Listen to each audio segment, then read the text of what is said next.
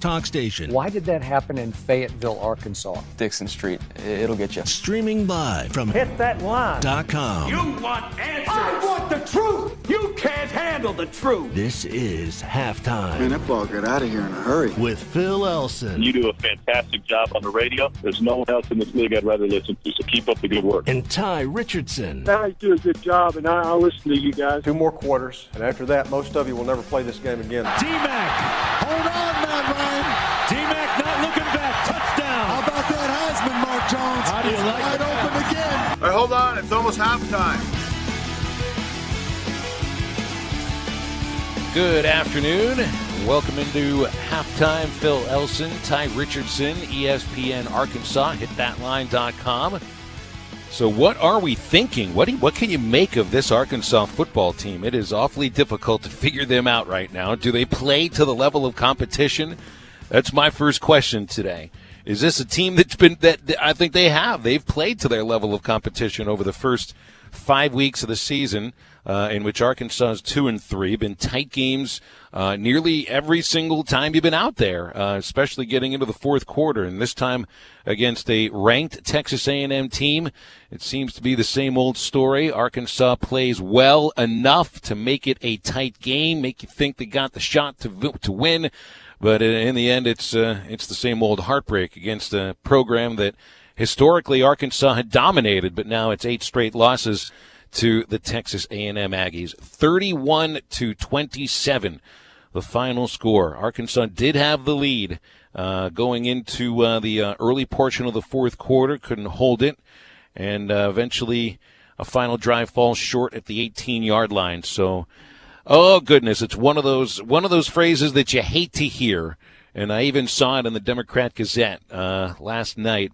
Moral victories, of which we truly know there is no such thing as a moral victory, but there are losses that can make you feel better about yourself as a team, even like there are wins that can make you feel worse about yourself as a team. So it seemed that that's the sort of ball game you had on Saturday, in which Arkansas was a 23.5-point underdog and almost pulled off something incredible to be a 21-point favorite a week before, lose that game, and then almost win when you're a 23.5-point underdog. I don't know if I've ever heard of something like that before. So let me pose the question to you, Ty, because some teams just seem to play to the level of competition. I think that was the case against every team that you've seen so far. What do you think? Is this an Arkansas team that is playing to the level of competition, whether that's playing down to the level of Portland State and Colorado State and certainly San Jose State, or playing up to the level of competition that we saw last week against Texas A&M? I think if you look at the Ole Miss game, that's kind of it's neither here nor there. Those are two programs that are near the same spot. Mm-hmm. But there's no doubt Texas A&M in a better place than Arkansas, more talent than Arkansas, more depth. I think that played out a little bit on Saturday. But the Hogs played, I think, their best game of the season. So to me, it seems right now like a team that's playing to the level of the opponent each Saturday. Yeah, it was weird for them to do what they did against San Jose State, and then for them to show up and show out against Texas A&M and Jerry World under, and I say the bright lights. It wasn't a night or anything, but it's just odd. It's odd that this football team, through 5 weeks of the season, has no true identity of how they're going to play in games. And I think every single time that we come out with a prediction pertaining to Arkansas football, we've been drastically off. And it's not like we haven't been trying to pay attention, look up notes, do our due diligence when it comes to digging up information on both parties. But this team's just been so back and forth so far this year, it's hard to pinpoint what they're going to do in a football game, Phil. Well, what do you think? On Ask a Stupid Question Day, which, to be quite honest, Ty, there are 365 days of the year. I think Ask a Stupid Question Day is like every day of the year. I don't know why they picked September the 30th for Ask a Stupid Question. So whether you think it's a stupid question or not, that's my question for you. Does Arkansas play to their level of competition? And why do you think that's the case? Cherokee Casino Hotline is open for a call or a text. That's 877-377-6963. Throughout the show today, we'll, of course, be covering Arkansas's loss to Texas A&M. I don't have a game to preview this for this week because the Razorbacks do get their first of 2 byes for the season. We did find out earlier today that they'll be playing against Kentucky 6:30 under the lights at Kroger Field in a couple of Saturdays, so you can start to make your plans. And we'll talk all about the weekend of the SEC. We'll visit with Connor O'Gara from Saturday Down South. We've got our picks to review again, Ty, and it's nothing that I'm really all that proud about as well. I got to be honest. The more I think about what I agreed to last weekend on Friday about the hot sauce wing challenge, I'm frightened about it. The 2.2 million Scovilles. I have a feeling it's going to burn my throat. So, and here's the first text I think that makes a lot of sense. This is Jake in Magazine that texted us on the Cherokee Casino Hotline, and he says, young teams are always inconsistent. There's a lot of truth to that. You never know what you're going to get from youth, and inconsistency is a hallmark of inexperience and youth. And for a team that's playing over 50 freshmen on the roster, inconsistency is going to be a hallmark of that team. And I think week to week it's difficult to figure out what Arkansas is going to look like. Ben Hicks did say he thought that this team read their press clippings after the giant fourth quarter, which essentially won you the game against Colorado State. I'm sure if they do read positive press clippings, they might have read the negative ones on social media and throughout the natural state last week after the shocking loss to San Jose State. And right now, if they're reading any press clippings or reading anything on social media, I think they find a fan base, Ty, that's pleased with the effort, because that was the top thing that you were upset about against San Jose State, was just a total lack of effort. There wasn't just good effort on the field on Saturday. I think Arkansas had a sense that they wanted that game a little bit more than Texas A&M. The Aggies, to me, played tight. The Hogs played loose for the most part, and I think if you get that kind of effort against Texas A&M and with the schedule you got the rest of the season, I think you ought to get really good effort from this team moving forward. See, that's the effort you wanted to start the season. You wanted to see against Ole Miss. You wanted to see against San Jose State, but you hadn't seen it to that point. That's why that game was so weird for so many people, not only national college football people, but Arkansas media members as fans as well, because it was so peculiar. Even though that Arkansas has played them so tight the last few years, you would think heading into that matchup that there was no chance based on the Vegas line, based on how they played the previous week, and yet they took them down to the wire and then lost in excruciating circumstances.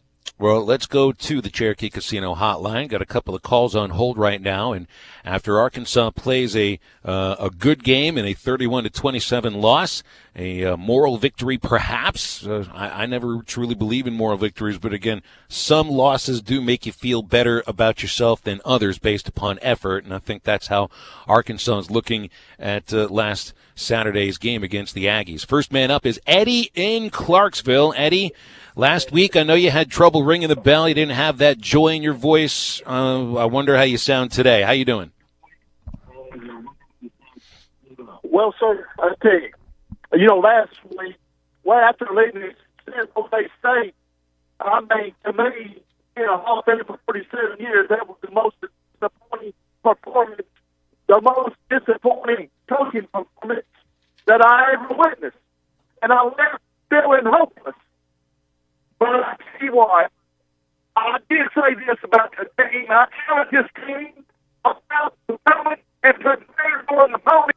I can't make out a single thing that Eddie is saying. Sorry, Eddie's very garbled. Eddie, you're going to have to get a better signal, and please call back in so we can get your ideas here on the air. So let's go to Nelson. Nelson's on hold. Nelson and Harrison. Hey, how you feeling today, Nelson?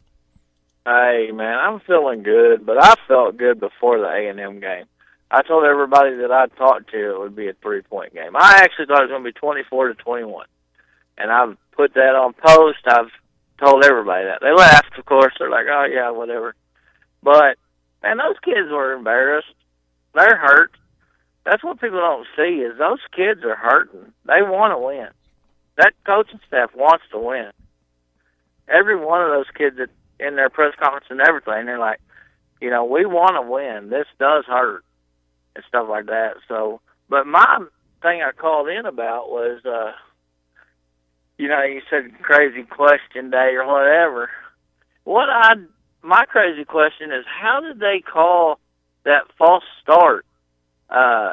That one false start, and we wasn't even lined. It didn't even look like the play was set ready for play. Are you talking about the false start on Traylon Burks on that final drive, Nelson? No, it was about midway through the game. But it didn't even seem like the ball was set ready for play because everybody was moving, and then the next thing you know, there was a flag.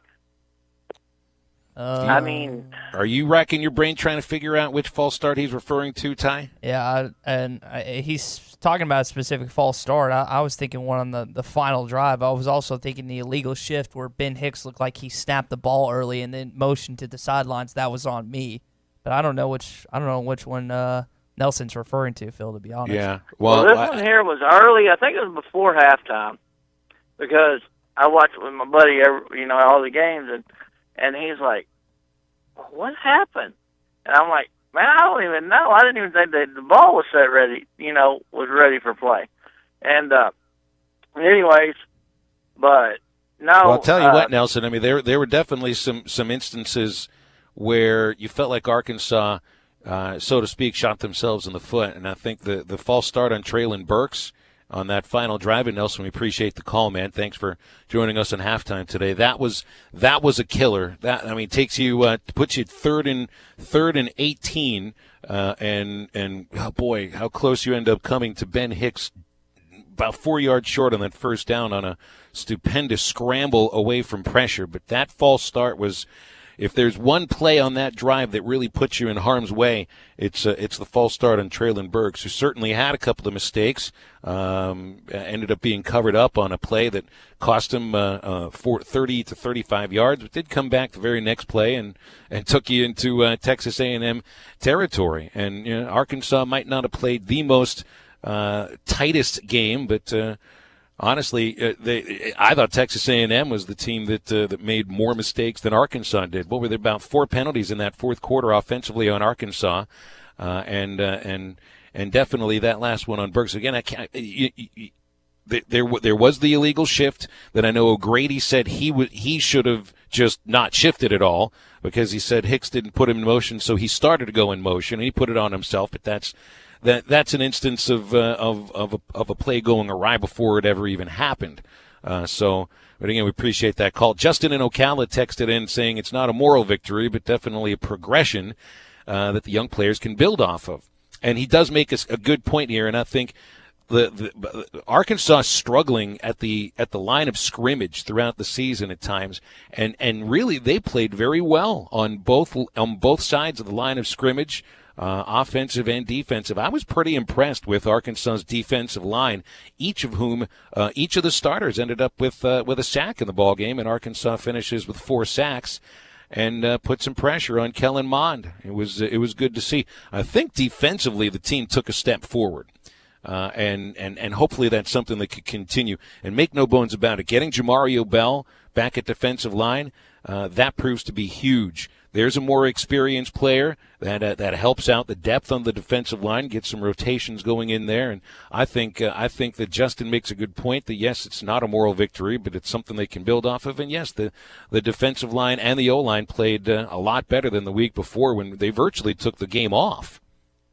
Yeah, no, 100%. I think with defensively, there's just positives on both sides. There's been negatives on both sides too, and the thing that overshadows all the positives, Phil, is the fact that they couldn't close it out. I mean, that's what you have to look to. And I'm not trying to beat a dead horse, but at the end of the day, they didn't win the football game. That's what Chad Morris said multiple times in his press conference. He said, we got to find a way to win these football games. And fans who have gripes against this team, not only in their Chad Morris era, but in Brett Bielema refusing to close out games, they have every right to, because this team has yet to show the ability to close out football games under Chad Morris.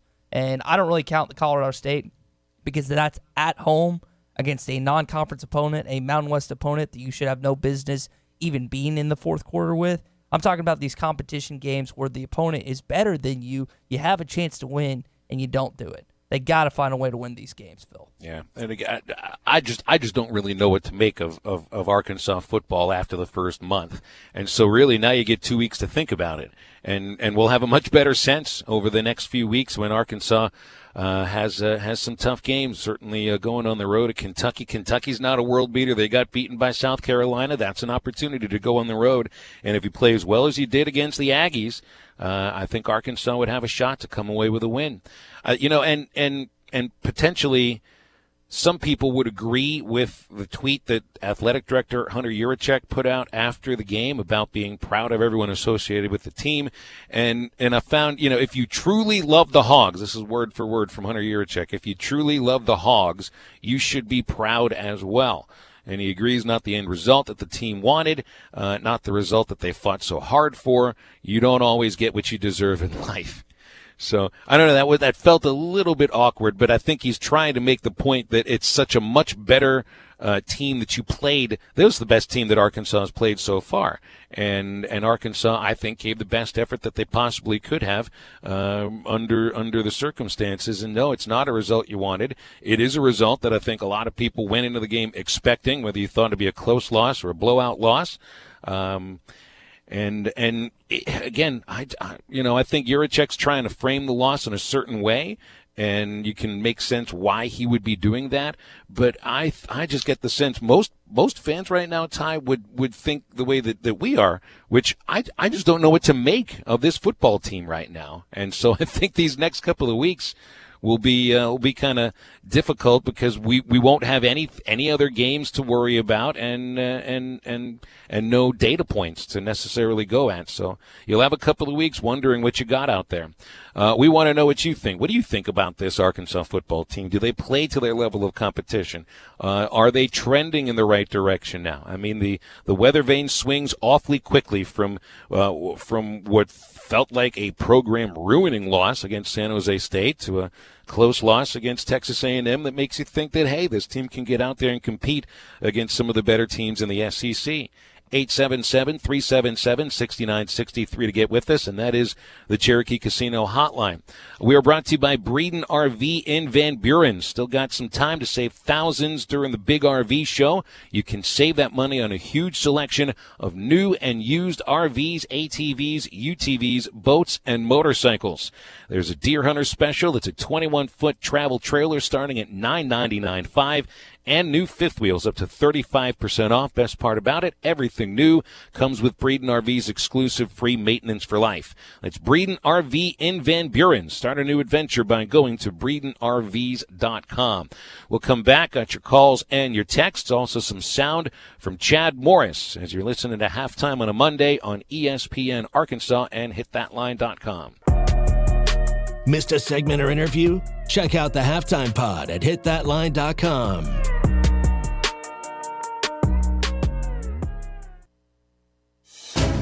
This is the Morning Rush. Just hasn't clicked yet for Chad Morris. I don't think the guy is incapable of doing this job. He's got to get more players. He's got to get more talent. I think there's clearly reason to question whether this coaching staff is all cohesive and on the same page. He's still learning on the job what it takes to be the CEO of an SEC football program. Don't miss the Morning Rush. Weekdays from 6 till 9. Only on ESPN 95.3. This is Mark Hurst. It's back to school time for our kids and teachers, and for a lot of our families, including mine, back to school means back to a routine. At Hurst Family Dental Care, we recommend a routine when it comes to your dental cleanings. For a lot of us, routine cleanings are included at no additional charge through our dental insurance, but often we get out of the routine taking advantage of that benefit. Call our office today at 474-1972 to set up your routine cleaning. Hurst Family Dental Care, a name you know and a name you can trust. Elite Roofing is a locally owned roofing contractor. If you're building a new home or maybe need a new roof on your existing home, Elite Roofing can take care of you. Elite Roofing is known for their dependability and reliability. Just ask any of their satisfied customers. They are licensed and insured, and references are available upon request. If you need a roof, call your local roofing contractors. Elite Roofing, 478-8668.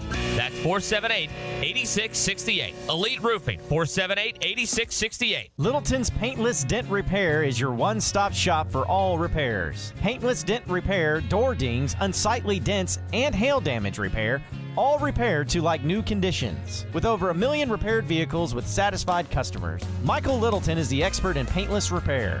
Littleton's Paintless Dent Repair conveniently located 3 miles from the Arcoma exit off Highway 112. Or call 479-461-9764. Your #1 Arkansas fan. Make Awake Boat Sales and Service is not only where you can get your next Yamaha or Skeeter boat, they also carry a huge selection of bait and tackle. Find whatever floats your boat at Make Awake Bait and Tackle. They carry tons of top brand lines of rods and reels and everything you need to gear up your tackle box, from Strike King, Kitech, and Zoom to Sunline and War Eagle products. Make finding your next Yamaha or Skeeter boat an easy catch with Make Awake Boat Sales and Service in Van Buren, 4806 Alma Highway in Van Buren, and MakeAwakeBoats.com. Supercuts of Arkansas is raising breast cancer awareness and donating to Bright Pink. Bright Pink is the only nonprofit organization that focuses on prevention and early detection of breast and ovarian cancer. Join the fight, breast cancer awareness. Donating to Bright Pink, the only nonprofit organization. Supercuts, help them reach their goal of $15,000. Supercuts is conveniently located and serving its community 7 days a week. Supercuts, they're super into the movement. Supercuts, fresh, clean, sharp. Locally owned Lumber One can handle all of your building needs. They've built their business on having great relationships with everybody from contractors and builders to the everyday build-it-yourself. Lumber One is a full-line door shop to handle all of your door, window, and trim needs. And along with lumber, roofing and drywall products, attic wall and floor insulation is available. Lumber One also does blueprint takeoff with access to design services with estimates available. So go where the pros go. Lumber One, located on Industrial Park Road in Van Buren. Sundays, Mondays, Thursdays, and Saturdays are all about football. And TGI Fridays in Fort Smith has all-day specials every game day. TGI Fridays has the game on and all your favorite beers, drinks, and appetizers, including $2 draft beers, $5 pitchers, and $3 specialty drinks. Plus delicious appetizers like loaded cheese fries, boneless wings, skillet queso, and lots more for only $5. Football, food, and fun all day long. If it's game day, it's TGI Fridays, I-540 and Rogers Avenue in Fort Smith. ESPN 95.3. Halftime is brought to you by Coors Light, made to chill.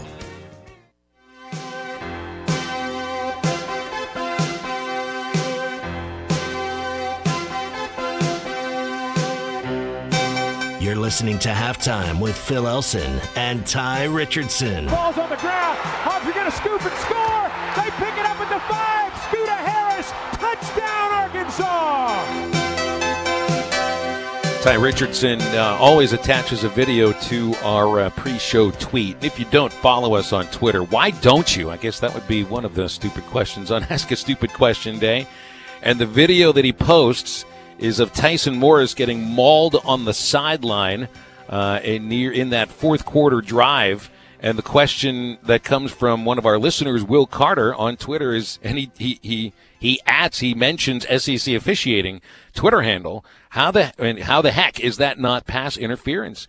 That seems like a good question, Ty, not a stupid question. Yeah, I'd say that's fair. And let's go back to that play. So they already thrown the flag for offsides, and I don't know if the refs didn't want to throw 2 flags in that play. And really, the officiating wasn't bad. I thought they did a really good job. There are a select group of fans here at Arkansas that think the officiating cost Arkansas the game. I don't think that was the case. I think if you ask most knowledgeable people that were watching that game, that was not the case. But there are 2 big plays that if you look at the screen, they tried to get a Rakeem Boyd that was picked off, and then Starkle gets trucked.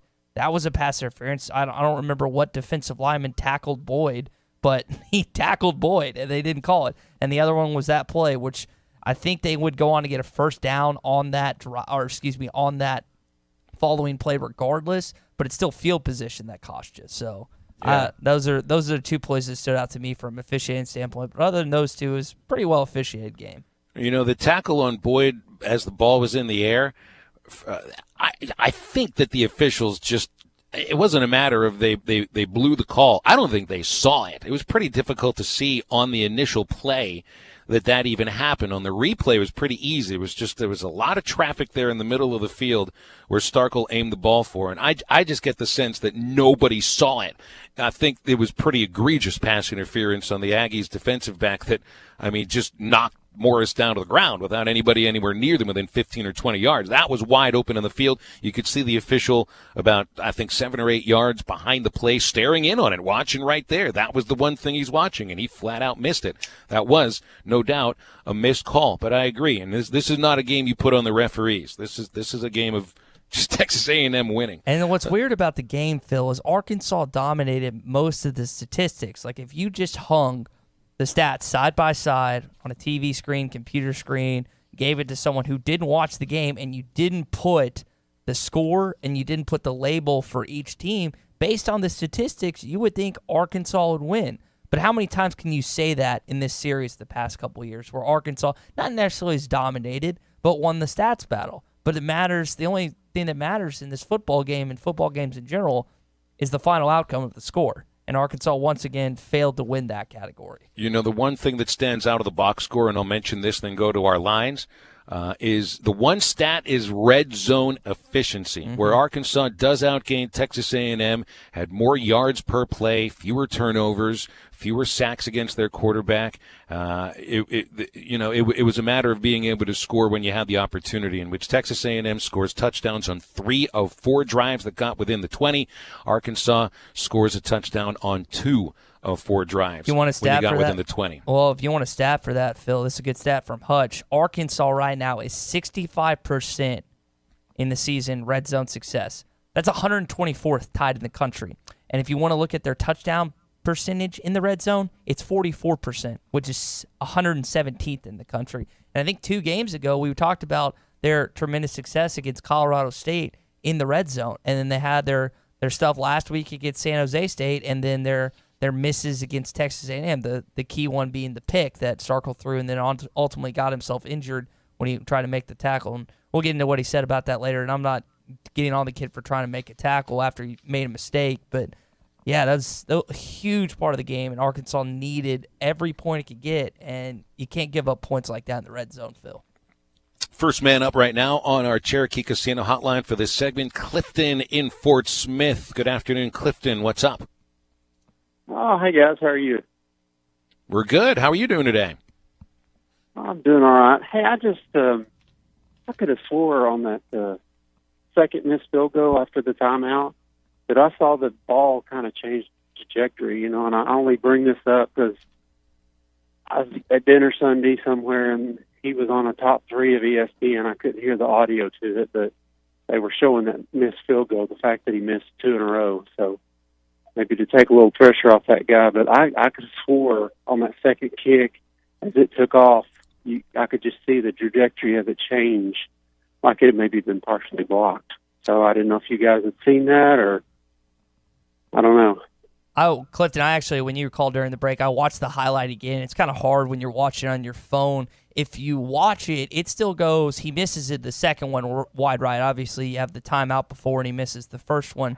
The second one, he missed wide right. It just had it came off his foot weird. Now, it had the distance, but I couldn't accurately tell you if it was tipped or not. It went wide right, and it went back behind the stand. So, again, it had the distance, but I don't know if it was tipped, but it definitely came off his foot weird, Phil, if it wasn't tipped. Well, and look at maybe, field goals. Maybe that was it. I don't know. But a 51-yarder that's missed in the first quarter turns out to be pretty big, and we know Limpert's got the leg for it. There's no doubt about that. And Clifton, we appreciate the call, but if that is a 51-yard made field goal, then near the end of the game, when you're inside the 20 and all you need is a field goal, well, there you have it, and you got an opportunity to win it right then and there. All right, Eddie's dialed us back up. Eddie in Clarksville. Hope you got a better cell signal this time. What's up, Eddie? Well, I just wanted to call and say on that performance poll Saturday that I try to get the team. When you show up prepared, your overall performance is going to go up. That's what took place. When you show up, I'll say it again, no matter who you play, your performance level goes up. But I think, sir, when all hope was lost against San Jose State, one thing it showed in this game, we got a lot of young talent on this team. Secondly, it showed when we come prepared, we can compete. And another thing it showed, but the number one weakness on this team, then look, we dominated A&M in every area of the game. I mean, passing, rushing, turnovers. But at the end of the day, They got the W on their side, and we got the L. Here's why I want to get to Coach Morris and the coaching staff. The number one area before we go to Lexington, you need the number one weakness, as I see it, is tackling. I've seen it against San Jose State with 1:55 left in the game or 2 minutes left. They drive the length of the field to score. I've seen it just before half. A&M, we have momentum. You let them drive the length of the field and score. If you can just improve tackling 25%, we're going to get some wins in this program this year. Yeah, I think you're right, Eddie. There's been a ton of missed tackles, and what did I see the count of 8 missed tackles in the Southwest Classic? So, I mean, they got some slippery receivers. Kellen Mond can be slippery too, but I think there's a very good point made right then and there. Eddie, where was the bell today? We already had a caller, a texter. Jay texted in wondering, where's the bell? Did you ring it at all during Saturday? Well, sir, let me tell you something. I'll always be ringing the bell. Like I said, I understand what Mr. Hunter Yurachek said. Hey, this fan base hadn't jumped off the hog train. But when you leave a game like we left against San Jose State, they have a right to be angry. They have a right because this is a program rich in tradition. And so let me tell you this. Whatever they did, the focus, they need to repeat it again at Kentucky. I watched Kentucky. This is a very winnable game. The question is, you just hit it, you and Ty. What team will show up? Like Forrest Gump, the movie. Life is like a box of chocolate. What chocolate will show up at Lexington? We'll see in 2 weeks. But you better get to tackling. You better get it down. That's your number one way. Focus on tackling. If you cannot individually tackle the defensive line, no doubt about it, you played a lot better. You got sacks, you got turnovers, but in key moments of the game, you miss tackles that turn into big plays for the other team. Yeah, it's a good point, Eddie, and we appreciate the call. So I thought life was like a box of chocolates. It turns out, Ty, that Arkansas football is like a box of chocolates. And he's right about that. You truly, week to week right now, you don't know what you're going to get. Philly had the closeout. He should have just ended it right there, and then he kept on going. Like, that was the perfect segue to end his call, and then he just kept on trucking, I guess. Well, I'm happy that he at least was able to find a cell signal that was able to work for him. We got to step aside for a break. Before we do, a reminder, halftime brought to you by our friends at the Fence Man. If you own a business that needs more security or just needs more curb appeal, a new fence from the Fence Man can do both for you. The Fence Man specializes in custom installations, been doing it for over 40 years. Ask about gates, ask about controlled access card readers, and call the Fence Man for a quick, no obligations quote. The number at the Fence Man, 479-782-3936. That's 479-782-3936. Ask for Henry at the Fence Man, a division of Quantum Property Services. More phone calls, more texts, reacting to Arkansas's close loss against the hated Texas A&M Aggies. And we're back with more halftime after the break on ESPN Arkansas and hitthatline.com. Missed a segment or interview? Check out the Halftime Pod at hitthatline.com.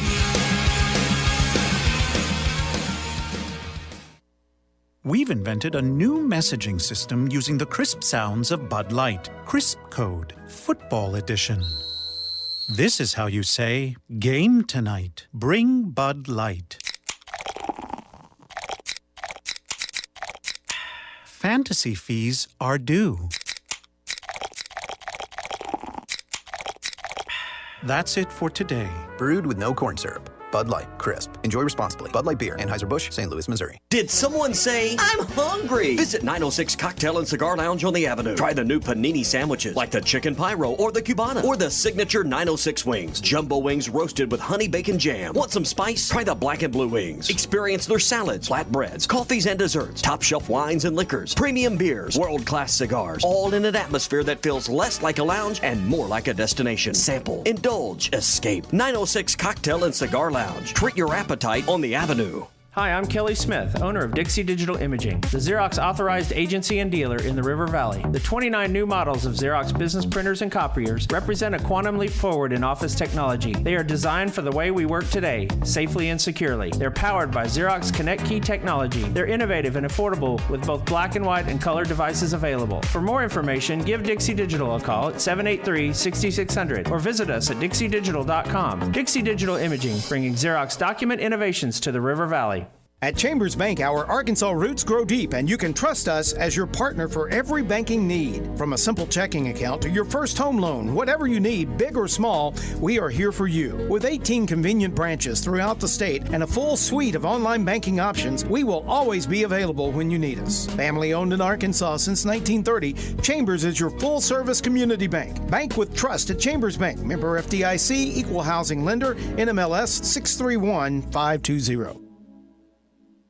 If football is being played, TGI Fridays in Fort Smith is the place to watch and enjoy. No matter the day of the week or time of the day, TGI Fridays has the game on and all your favorite beers, drinks, and appetizers, including $2 draft beers, $5 pitchers, and $3 specialty drinks. Plus delicious appetizers like loaded cheese fries, boneless wings, skillet queso, and lots more for only $5. Football, food, and fun all day long. If it's game day, it's TGI Fridays, I-540 and Rogers Avenue in Fort Smith.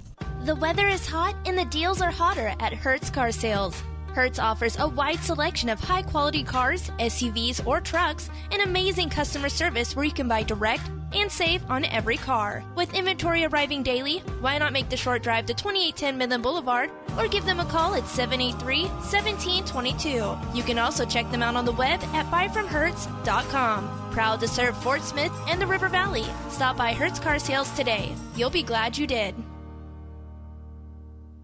ESPN 95.3. Touchdown! Halftime is brought to you by Supercuts, who supports local teams. Supercuts. We're super into the movement. Yeah, they got it going on.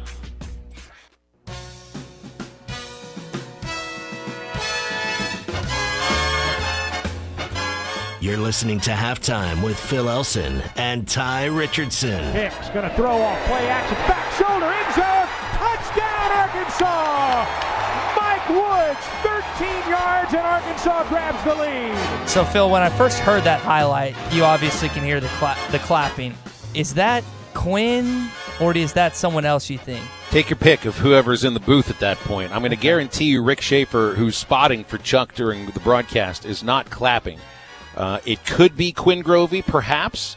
It could be another. It could be Todd Curtis. Now that I think Todd gets in the booth sometimes. There's more than just the broadcasters in the football booth, so that could be some of the clapping too.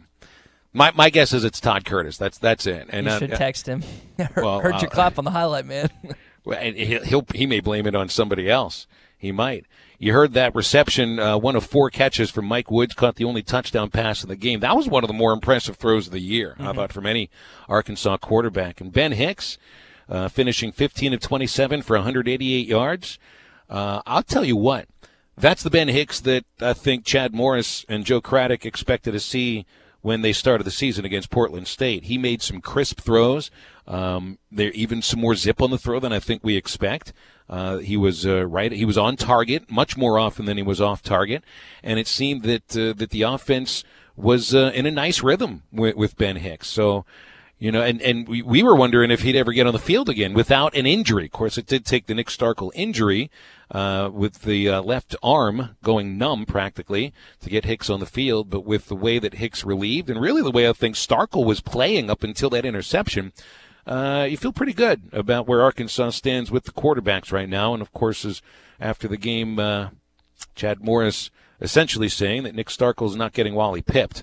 With the bye week and some time to rest that arm, he expects that Starkel should be able to resume his duties as Arkansas's number 1 quarterback. Cherokee Casino hotline open for a call or a text. Our number is 877-377-6963. Kirby in Branson. Kirby, hi. Appreciate you holding during the break. Yes, sir. Thank you for taking my call. Fellas, I'll be honest. I was ready to jump off the I'll put it this way. I developed a lot of doubt in Chad Morris after the San Jose State game. Till then, I was a big supporter. After this last weekend, I've got to look. I got to step back and look at this, and we've got 51 freshmen, and according to the ESPN announcer over the weekend, we've got the second youngest defense in the country, and this team held Texas A&M rated number 23, maybe a little bit overrated, but held them. The game was in doubt until 31 seconds left in the game, and I just got to believe that the youth of this team is why we have the inconsistency. Yes, the coaches, they're human. They're making some mistakes, but I really believe we're headed in the right direction. I'd like to remind y'all that when Nolan Richardson came to Arkansas after the first 2 years, I was ready to run him off. I didn't think he knew what he was doing, but he was a big change to Eddie Sutton, just as we've got a big change with Chad Morris to Brett Bielema. And he only had to put 5 players on the floor, and Morris has to put at least 24 if you include the kicker and the punter. And I know I'm being long-winded, but I just want to say, guys, I love your show. Phil, you're one of the best baseball announcers in the country, and Ty, you're one of the best up-and-coming young talents in the sports broadcasting industry. You really do your homework. Thanks for taking my call. Well, Kirby, I appreciate that very much, and I guess we can just say you're one of our favorite callers of the segment, so thanks so much for that. How about since the show's inception, as of this very moment, with compliments like that, man? That's exactly right, and I think he hits on something that a lot of, we heard a lot last week from, and it's not from apologists, really, it's realists, when you look at a team that's built upon youth. 53 freshmen on the roster. You got over 70 players that are either freshmen or sophomores right now. And yes, it's true.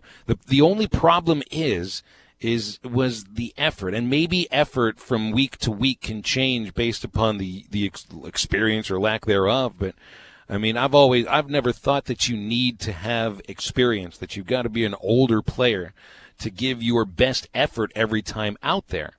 And that's the thing that's the most quizzical part of the change from last week, in which it looked like a completely disinterested team until they realized, goodness gracious, we might lose to San Jose State, but they eventually did, to a week later when that team came out ready to play against a Texas A&M club that really nobody gave him a shot against, unless you were just viewed upon as being an apologist or just being a dyed-in-the-wool Razorback fan that expected your team to bounce back just because you wanted it that way.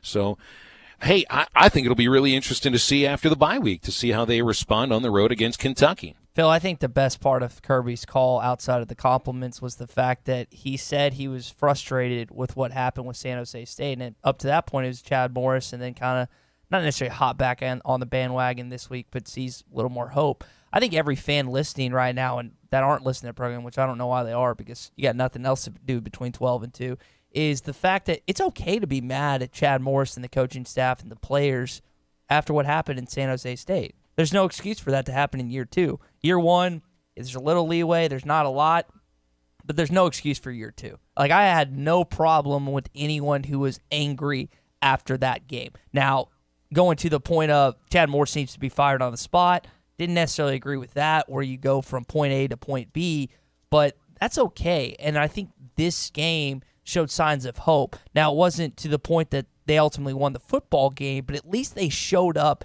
and came ready to play. Even from the opening kickoff, Phil, you saw the offense. Yes, they weren't able to complete the drive, but they went out and punched Texas A&M pretty early in the mouth with the offense moving. And again, you got to be able to finish the drives just like you got to be able to finish the football games. But at least you saw a little dog left in this football team. You hope they can recuperate during this bye week, get ready for Lexington, going to Kentucky next week, and hopefully win that football game. But what this week showed more than anything is despite enormous odds stacked against them, there's still some fight left in this football team. Despite everyone counting them out after the San Jose State, Vegas, their own fans, probably potentially some of the players and coaches in that locker room pretty worried about what was going to happen this week. They came together and at least put up a fight against Texas A&M. And I know I'm going the moral victory route here, but that's kind of what you have to take out of this game. And then the fact that you you lost again in a game you probably potentially should have won, Phil. Well, what you don't want to see is a repeat from last year, season 1 under Chad Morris, in which you were close against Texas A&M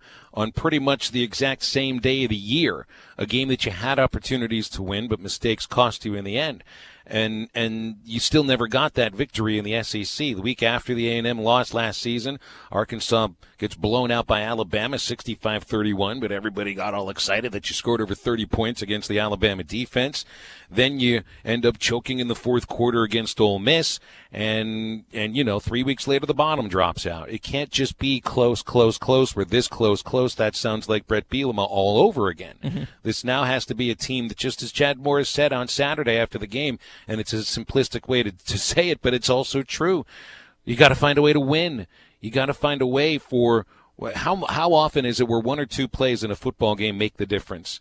One or two plays in this last Saturday's game could have made the difference as well. Tyler from Mountain View texted in saying he thought that the missed field goal was tipped. So potentially that field goal by Limpert in the first quarter did. And we had a caller just ask us about that earlier. Here's a question. Now, Trey Knox was on the sideline dressed in uniform but wasn't available to play. You didn't have Traylon Burks the week before against San Jose State. These are your two best receivers, and it's pretty obvious when you see them out there. I think Mike Woods is good.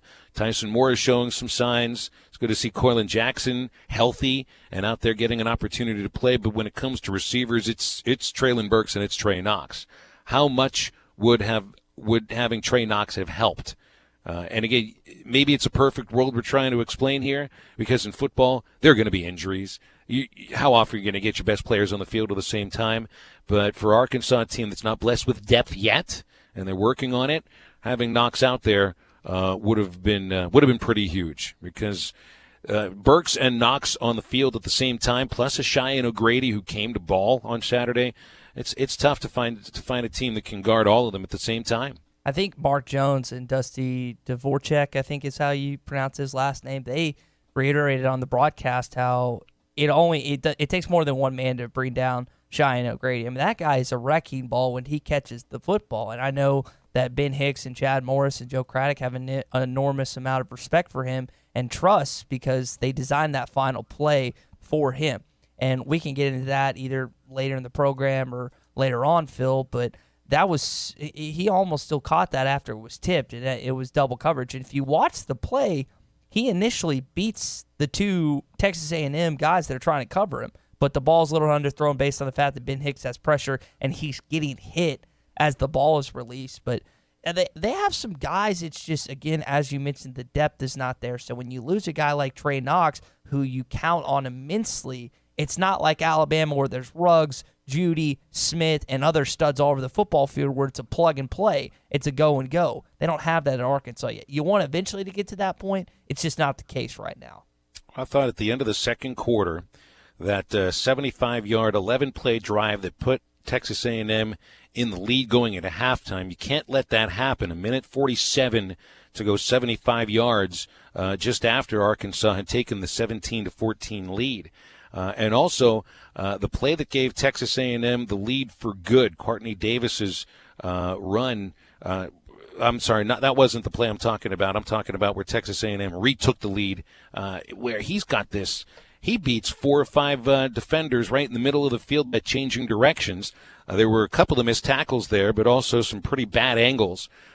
So while I felt Arkansas did take half a step forward defensively, too many missed tackles and opportunities that went astray. But then again, I mean, the team, they do score a touchdown defensively for the third time.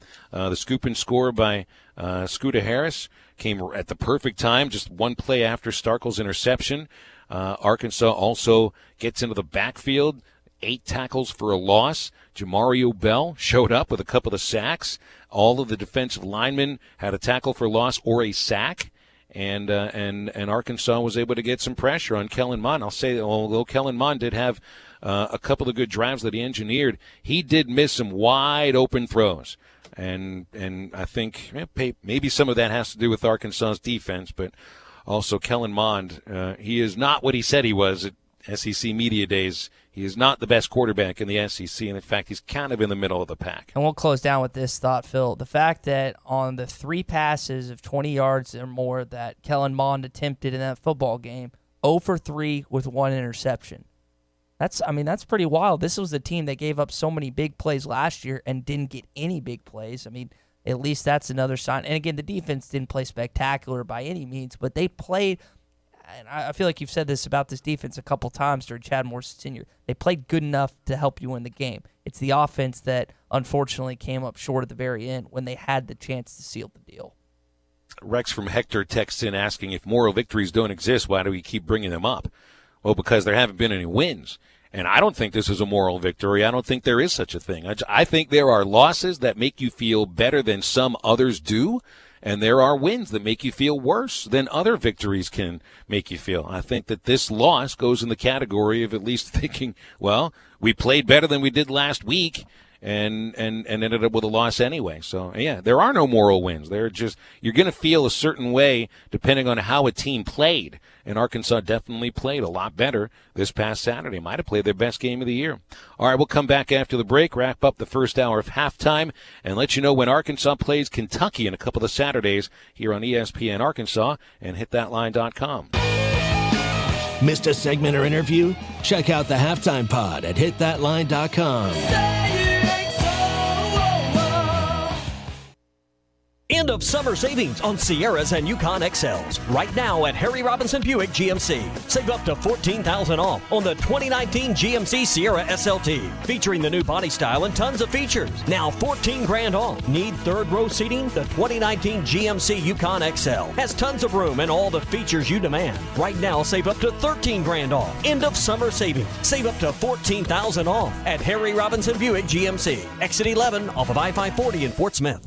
Protection with possibilities. Have past losses made you cautious about taking on risk with your investments? Are you concerned that your savings are not generating the returns you need? If you are interested in protecting your money and capturing potential investment growth, contact Brad Lewis at United Financial Advisors at 242-7466 or ufadvisors.net to see whether market-linked CDs may be the right solution for you. Securities and advisory service offered through Royal Alliance Associates, member FINRA, SIPC. United Financial Advisors is a marketing destination. Hey hunters, fall hunting seasons are drawing near, and Jelco Outdoors has all the gear to make this year one to remember. Stop by and check out the bows, guns, stands, blinds, feeders, clothing, footwear, cameras, and so much more. Hurry in and start getting ready for fall at Jelco Outdoors, your premier locally owned outdoor store in the River Valley. Remember, a great hunt begins at Jelco Outdoors in Fort Smith. Fall has arrived. Back to school, football games, hunting season, and we know that you don't have the time to deal with an auto accident. Let Evans Body Shop help you through the process from beginning to end. Our caring office staff will take care of the insurance details, and our dedicated shop crew will make sure that your vehicle is repaired properly and beautifully, and that you are back on the road in no time. Come meet us today and see why we say we meet the nicest people by accident. Visit with us at 412 Gordon Avenue in Van Buren, just off Fayetteville Road. Evans Body Shop, where we meet the nicest people by accident. Tired of all the broken promises and broken equipment at your current gym? The Fort Smith Athletic Club is the nicest and most well-equipped fitness and tennis club in the area, with a state-of-the-art fitness center, Pilates, fitness classes, personal and group training, and the best tennis facilities in the region. 7 outdoor courts, 5 indoor courts, plus pickleball and racquetball courts, and free child care is included.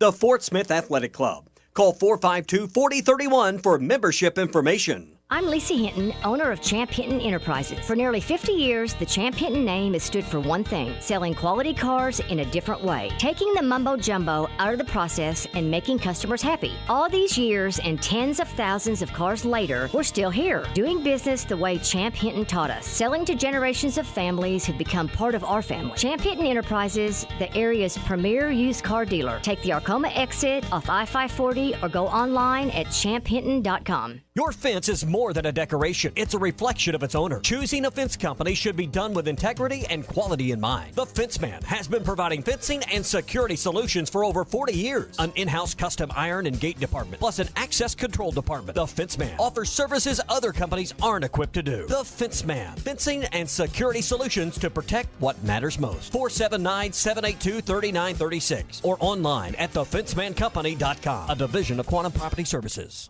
Metal Direct offers high-quality prefabricated metal buildings, metal roofing, custom trim shops, carports, and more. They strive to be a company where contractors as well as do-it-yourselfers are welcome. Metal Direct assists you in calculating the materials needed to complete your project, all at a rate you can afford. Stop by their location at 7420 Inmar Drive in Little Rock, one block off University behind Napa Auto Parts, or call them at 501-562-3112. Metal Direct, the right material for the right price. ESPN 95.3.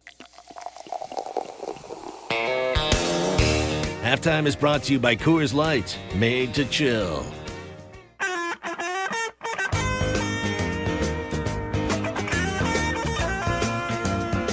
You're listening to Halftime with Phil Elson and Ty Richardson. Jones floating, throws back to the end zone, touchdown! Stephen Harris, there were two wideouts going across the back line, and he was on that edge right in the corner, and he pulls it down. Well, you start to figure it out near the middle of the season where we are right now in college football that the 6:30 slot on the SEC network is not reserved for the best games in the SEC. Vanderbilt, Ole Miss are the 6:30 game this Saturday. Two of the lower echelon programs in the conference. And Arkansas is also going to be playing at 6:30 next Saturday. That would be the Saturday following this next one that's up in front of us. So another night game. I think Arkansas played at night at home against San Jose State. Do I remember the Ole Miss game being at night too, Ty?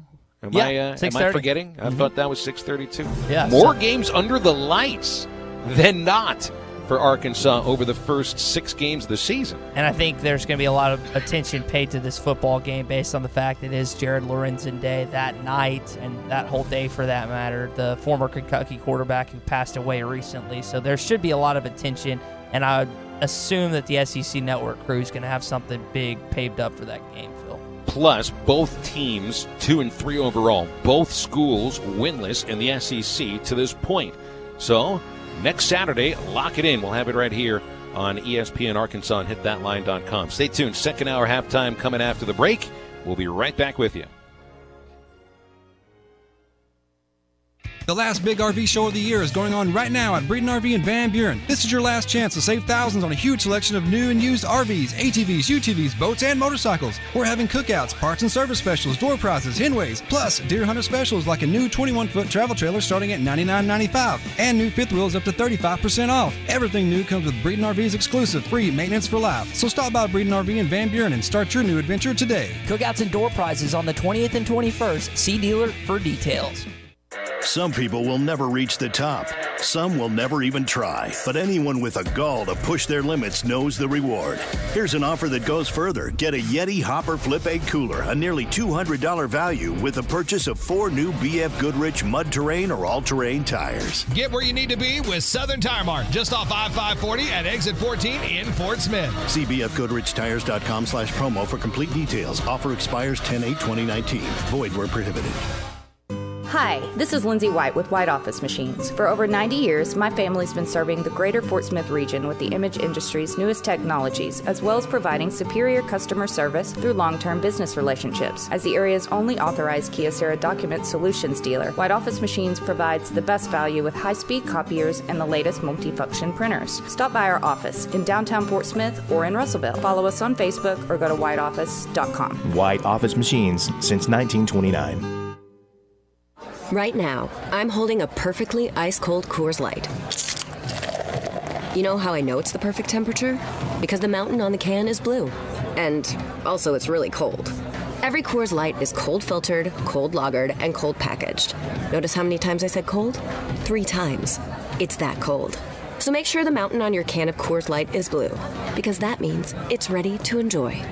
2019 Coors Brewing Company, Golden, Colorado. Celebrate responsibly. Joe's Grill and Cantina is the only place to watch the Hogs. Watch every game at Joe's. Enjoy half-price apps and taps during the game. And with TVs all around the restaurant, you'll have a front row seat. Half-price appetizers like brisket nachos, Mexican pizza, 10-layer dip, or Joe's humongous sampler platter. All half price. And all beers on tap are half price. Watch every Hog game at Joe's. Half-price apps and taps during every Hog game at Joe's Grill and Cantina. 3400 South 74th Street across from Harps. ESPN Arkansas weather. Our weather overnight should be fair, low 65 to 70. Monday, mostly sunny, hot, and humid. We'll be in the upper 80s north, low 90s south. Clear and about 70 on Monday night. Tuesday looks sunny with highs in the upper 80s to low 90s. I'm meteorologist Steve Hamilton with your forecast on ESPN Arkansas. Weather is brought to you by Hertz Car Sales, 2810 Midland Boulevard in Fort Smith. You can call them today at 783-1722 or check them out online at buyfromhertz.com. Proceed. KERX Paris Fort Smith. This is halftime, coming at you from the Bush and Bushlight Studios on ESPN 95.3. It's what I always listen to. Touchdown! Halftime is brought to you by Supercuts, who supports local teams. Supercuts. We're super into the movement. Yeah, they got it going on. Good morning, Vietnam! Broadcasting live from the Bud Light Studio. I love Arkansas! I love everything here! Give me that thing here! Woo! On your favorite Arkansas sports talk station. Why did that happen in Fayetteville, Arkansas? Dixon Street. It'll get you. Streaming live from Hit that line. .com. You want answers! I want the truth! You can't handle the truth! This is Halftime. Man, that ball got out of here in a hurry. With Phil Elson. You do a fantastic job on the radio. There's no one else in this league I'd rather listen to, so keep up the good work. And Ty Richardson. You do a good job, and I listen to you guys. 2 more quarters, and after that, most of you will never play this game again. D-Mac! Hold on, man, Ryan. D-Mac not looking back. Touchdown. How about that Heisman, Mark Jones? How do you like it? Wide open again. All right, hold on. It's almost halftime. Second hour halftime on a Monday, and we appreciate you tuning in. Phil Elson in Pittsburgh for one more day. Was here with the family celebrating my grandmother's life, and got a nice reunion with a lot of folks, and had to tiptoe away at the right time to be able to watch the Arkansas football game. Too many others were, for some reason, focused on Oregon State and Stanford because we got family that works for Oregon State, and but they had another close loss. You know, 2 programs that I think right now are used to just that close. Lost by a point against Stanford. That's a tough one. Ty Richardson is in the ESPN Arkansas studios, and it is a Monday. And as we get into the second hour, we got some things that are up and we got some things that are down. Strike 3. Good morning, good afternoon, good night. What does 3 up and 3 down mean to you, Airman? End of an inning, strike 3. My first up has nothing to do with football, or really team sports in that matter, but it does have an Arkansas bent to it. How often do we hear about track athletes in the state of Arkansas, Ty? It seems that any time that the football team is struggling, there's always a but track and but baseball and some other things now and then. But track has been the consistent sport at the University of Arkansas for a long, long time. And former Razorback Sandy Morris captured silver in the women's pole vault Sunday night in Doha, Qatar. The 7th medal for Morris when representing Team USA at a senior international competition. Got up to 4.9 meters, cleared the bar 5 different times, had 3 looks at the winning bar of 4.95 meters, but eventually did have to settle for the silver medal. And I feel like I would deserve a gold medal if I could pronounce the gold medalist's name. Russian Anzelika Sidorova was ahead of Sandy Morris. I think I got that correct, Ty. I've got a lot of Russian in my blood, so maybe that's why I said that. Who knows? Maybe I was completely wrong how I said her name, but it felt right to me. The other up would be Jeff Henderson, who's from Sylvan Hills. He didn't go to Arkansas, but he is an Arkansan. And he is a former gold medalist in the long jump. He ended up winning the silver medal at the Men's World Athletics Championships, also held in Doha, Qatar. So that's nice to see that you get these Arkansans or people with Arkansas ties that continue to perform at an extremely high level on an international stage. It's not the Olympics, so it doesn't quite get the eyes and the spotlight and the pub, but it's world competition, and these are world championships, and Jeff Henderson and Sandy Morris are second in the world in their respective competitions, so that's really nice.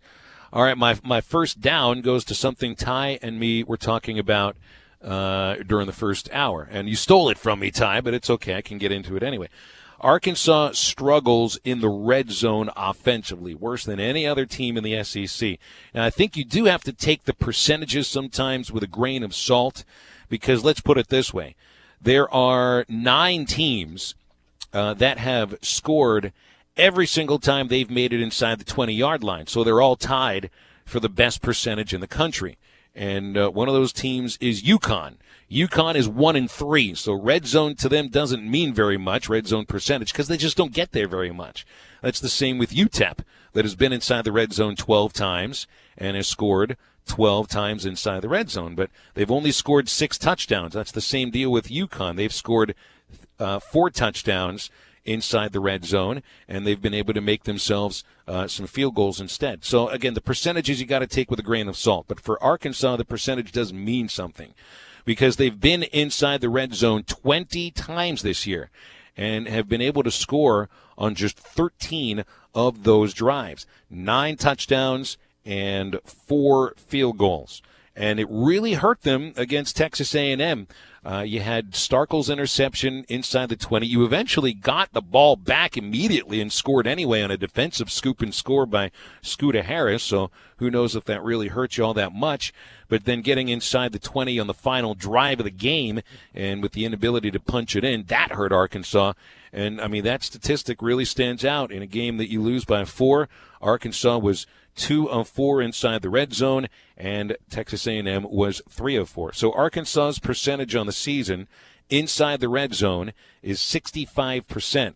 It's not good enough. That makes them right now 6th worst in the country in red zone scoring percentage. The only teams that are behind Arkansas are Florida International, Bowling Green, Liberty, Northern Illinois, and Georgia Tech. And by the way, these 6 schools, including Arkansas, have combined for just 8 wins. But the Hogs 2-3. Red zone offense really hurting them. That's how you end up losing a game, when you outgain the opponent. You just can't get it inside the goals, inside the end zone. And when you get inside the 20 right now, things change quite a bit. And for Arkansas, that is their main bugaboo offensively. They can't get it inside the end zone, inside the 20. Yeah, and you got to be able to do that, especially when you're not getting as many chances as your opponents most of the time, because you're not up to the same level of football team.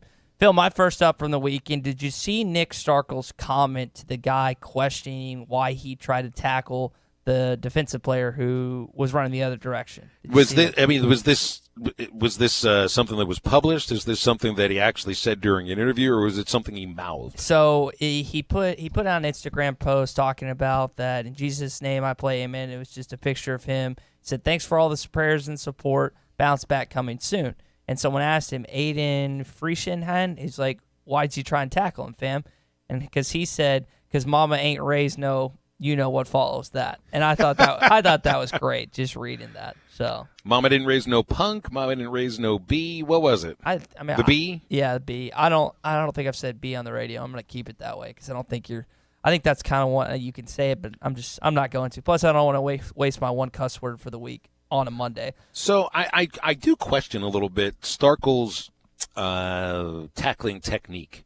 Lowered the head, throws the left shoulder into a guy that's 300 pounds. Look, I understand. You got to get the guy down. You got to get the guy down. But you're a quarterback, and you can't get hurt. And, I mean, even after the game, Matabuki, who ran him over, he and Starkel apparently were good friends. They were very good friends during the 2 years that Nick was or the 3 years that Nick was in Aggieland. It's also, by the way, Matabuki's first lifetime interception. Never had one in Pee Wee ball in high school or in his previous years at Texas A&M. I did question the tackling technique, though. I mean, quite honestly, what are you going to do? Wrap your arms around the 300-pounder and bring him down? So, how many times do you see quarterback going through tackling drills? Not many, right? That's right. That's right. Yeah, I mean, the guy's got to have some toughness to him if you're going to try to make a tackle on anybody on the football field, especially if you're a quarterback. And you've seen old highlights of Andrew Luck in college when there'd be a fumble or he'd throw an interception. He would lay the opposing defender out. It was great. But, yeah, Starkel didn't have that same tenacity as Andrew Luck when it comes to laying the wood. Even Johnny Manziel played safety in college. So when he threw a pick, I remember vividly against Alabama, he comes flying in like he would be running to go for a touchdown to try and take out this Alabama defender's legs. He missed him, but it was cool to see. I like when quarterbacks going for tackles as long as they don't get hurt, which unfortunately Starkel did. So another bad from the weekend. Phil, did you see the North Carolina-Clemson game? Did you happen to catch that one by chance? I know you were busy. I saw the final score, and I know the way it ended, and you gotta give North Carolina, I guess, some credit for trying to win at the end of the ball game, right? Here's my thing. I think at home, with the momentum on your side, you score, and there's less than 2 minutes to go, and I get the idea that you think Trevor Lawrence is probably going to put the Clemson Tigers in field goal position based on how good he is, based on the weapons around him. But even if you were to go up one, Phil, a field goal still wins it. And so for me, I would think the smart thing to do, and even Gene Chizik said during the SEC Now report, or SEC Now, that he thought that Mac was just going to kick the extra point, and he decided to go for two. They ran some weird option play it's hard to flank the Clemson defense. Like, that's just a hard thing to do.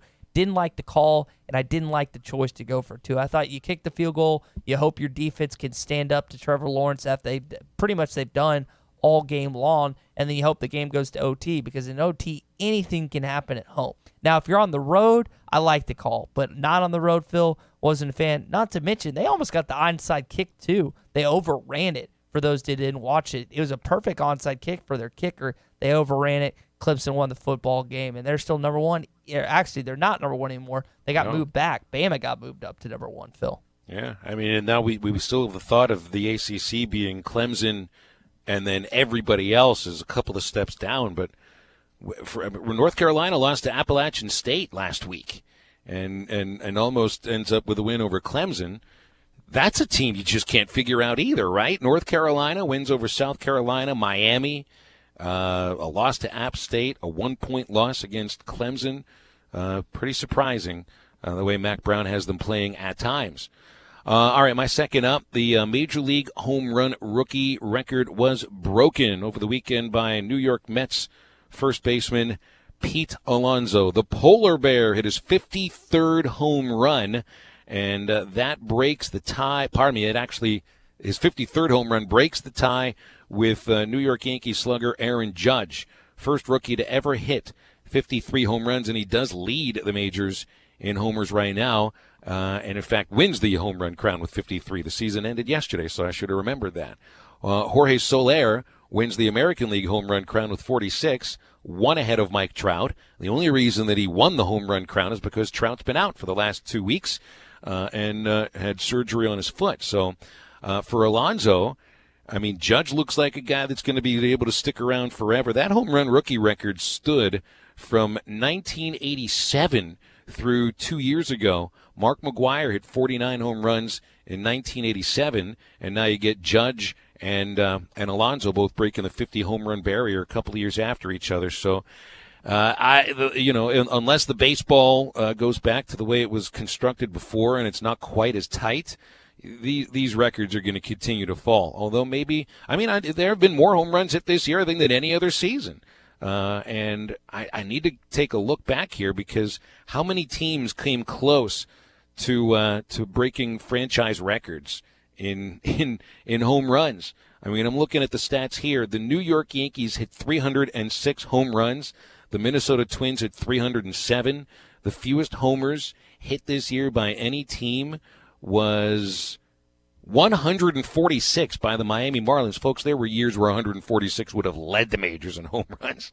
So, yeah, home runs continue to be up, and that's been a huge story. Down, and this is something that you'd asked on Friday, Ty, was the Southwest Classic attendance going to be the lowest in the game's history? And yes, the answer is yes, Ty. 51,441 was the announced paid crowd at Jerry World, and I think that's, pretty close to just half capacity. And the attendance has just plummeted over the last 4 years.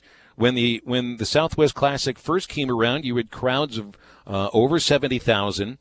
Even in 2016, you had 67,751, which was a slight decline from the year before. 2017, almost 65,000 showed up. Then you had a drop of 10,000 fans last year, and the attendance dropped again by almost 4,000. So 51,441 fans at AT&T Stadium on Saturday. That's the lowest attended game for Arkansas and Texas A&M since they've played this game in Arlington. And for me, it's another instance of why these games need to be on campus, because at Texas A&M, they're going to draw 90,000 at least.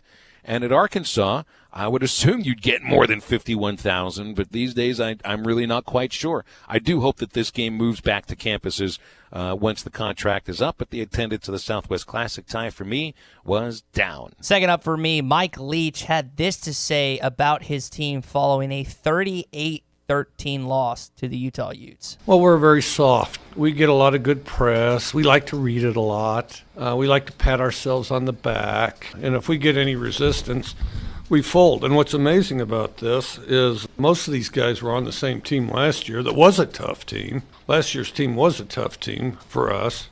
We got nearly the same guys, and now all of a sudden they're not tough. They're fat, dumb, and happy and entitled. Fat, dumb, happy, and entitled, Phil. He was not happy about a road loss to the Utah Utes, and they just got blown down in that football game. And I know we'll get to the score and how it affected your picks next segment, but, man, Leach was not a happy camper after that football game, Phil.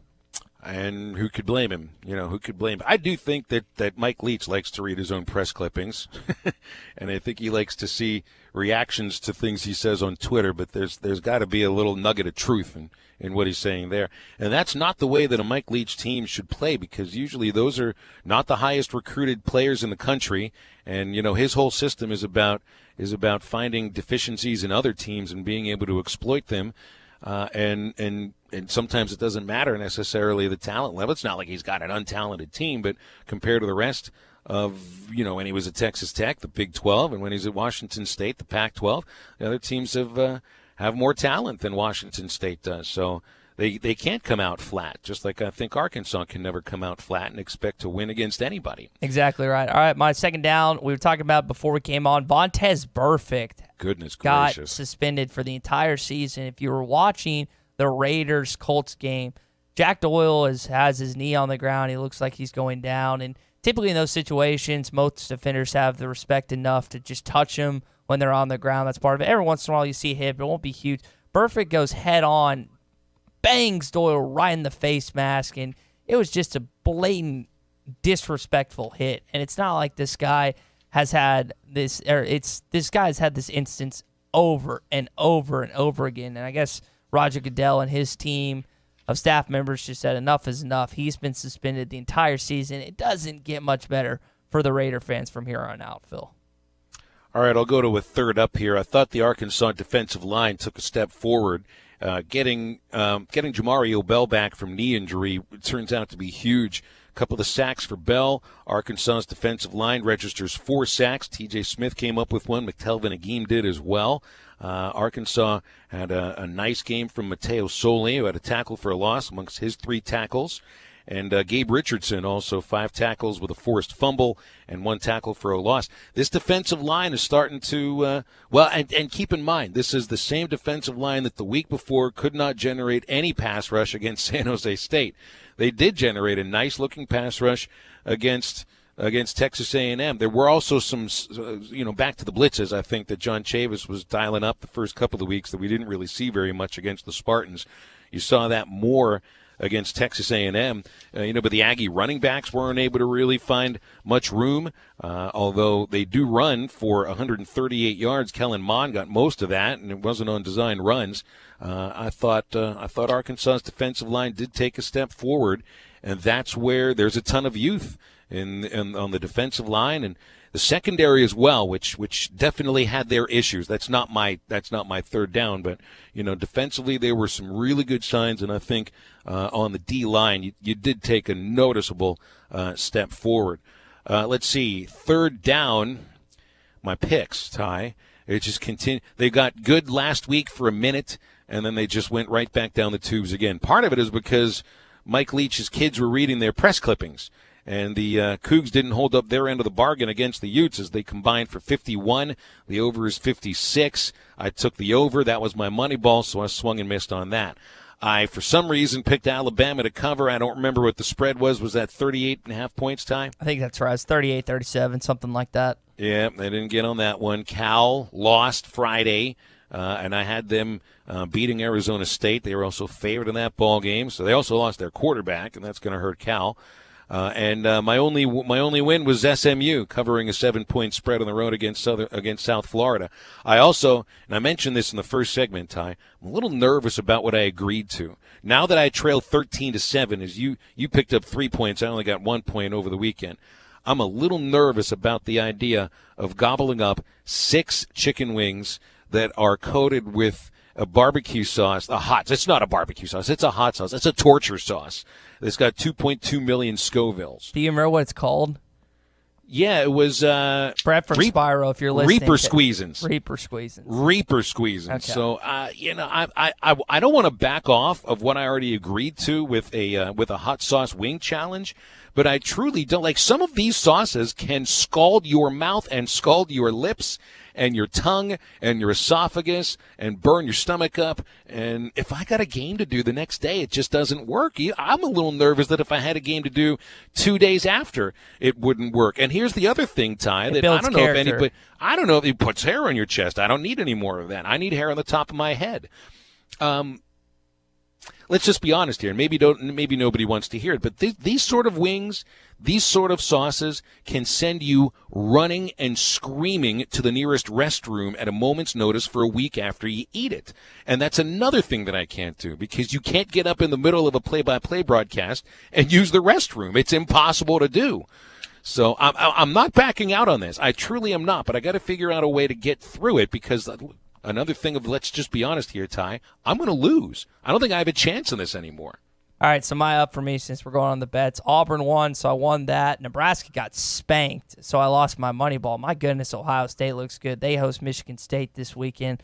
That could be a blowout, too, even though Michigan State is a top 25 football team. Oklahoma State, they pulled it out against Kansas State, and Baylor also won. So I got 3 points, which I was happy about for my final up. Final down, Phil, did you see the Jerry Jones video of him on Bourbon Street?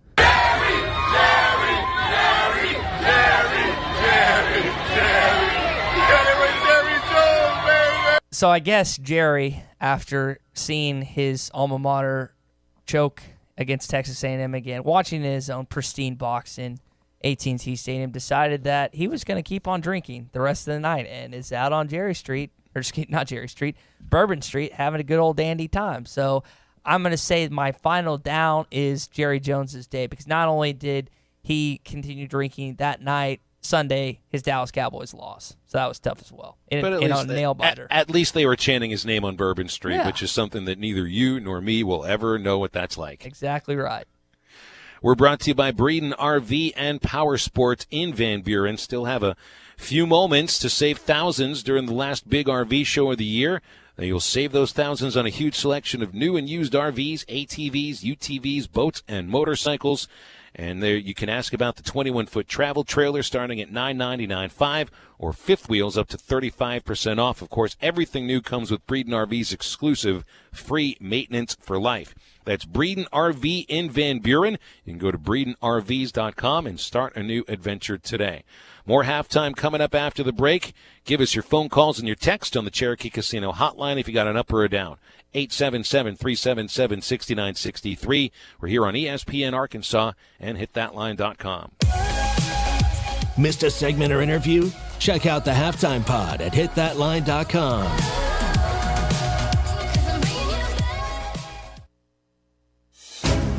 This is the Morning Rush. 5 games into the season. Arkansas sitting at 2-3. You have some guys that some people are really excited about. You mentioned the starters that are going to be coming back. No one leaves early or anything like that. Seems like you will be in good position to really take that next step. But here's the whole problem, though, is you got to take that next step this year, too. Don't miss the Morning Rush. Weekdays from 6 till 9. Only on ESPN 95.3. Joe's Grill and Cantina is the only place to watch the Hogs. Watch every game at Joe's. Enjoy half-price apps and taps during the game. And with TVs all around the restaurant, you'll have a front row seat. Half-price appetizers like brisket nachos, Mexican pizza, 10-layer dip, or Joe's humongous sampler platter. All half-price. And all beers on tap are half-price. Watch every Hog game at Joe's. Half-price apps and taps during every Hog game at Joe's Grill and Cantina. 3400 South 74th Street across from Harps. Do you hear that Coors Light being poured? It's the perfect temperature. How can I tell just based on the sound? I can't. But I can see that the mountain on the can is blue. And when the mountain is blue, your Coors Light is perfectly cold. Coors Light is cold lagered for a crisper taste, cold filtered for brightness and clarity, and cold packaged for peak refreshment. Doesn't that sound good? 2019 Coors Brewing Company, Golden, Colorado. Celebrate responsibly. Your fence is more than a decoration. It's a reflection of its owner. Choosing a fence company should be done with integrity and quality in mind. The Fence Man has been providing fencing and security solutions for over 40 years. An in-house custom iron and gate department, plus an access control department. The Fence Man offers services other companies aren't equipped to do. The Fence Man, fencing and security solutions to protect what matters most. 479-782-3936 or online at thefencemancompany.com, a division of Quantum Property Services. Frank Rowe Furniture knows you are tired of all the back-to-school sales. So this September, we are going to do something different. Come into Frank Rowe Furniture and spin the wheel and win a free swivel recliner or get anywhere from 5 to 50% off at Frank Rowe Furniture. We also are now offering 0 down and up to 60 months interest-free financing with approved credit. Spin the wheel to win only at Frank Rowe Furniture. You always win at Frank Rowe Furniture, 405 4th Street in Barling, Arkansas. Best seats in the house. It's the place there's no place else like. Home. It's the circle of chairs around your fire pit, where all the do you remembers get passed around like bowls of ice cream. It's bacon and eggs in the skillet, crackling along with the laughter. It's the picture in the hall of your great-grandfather, whose mustache he willed to your son. At Shelter Insurance, we don't just insure your home, we insure all the memories that live inside it.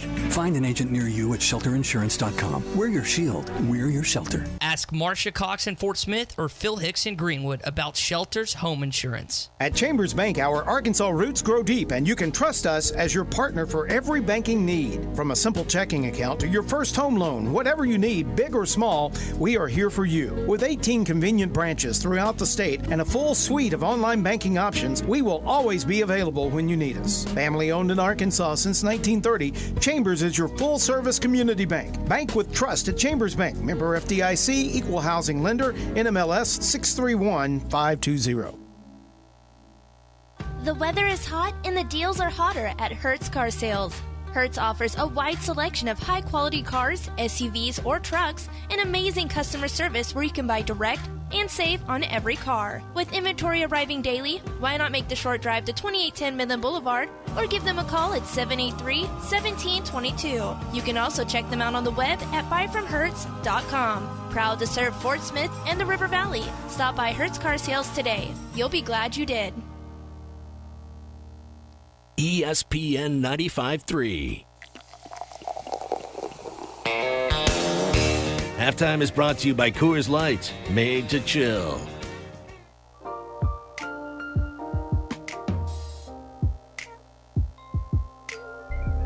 You're listening to Halftime with Phil Elson and Tom Whaley. Wow. Walks into the end zone. And I mean walks into the end zone. Touchdown, Razorbacks. Let's get to some sound from Chad Morris after the loss Saturday.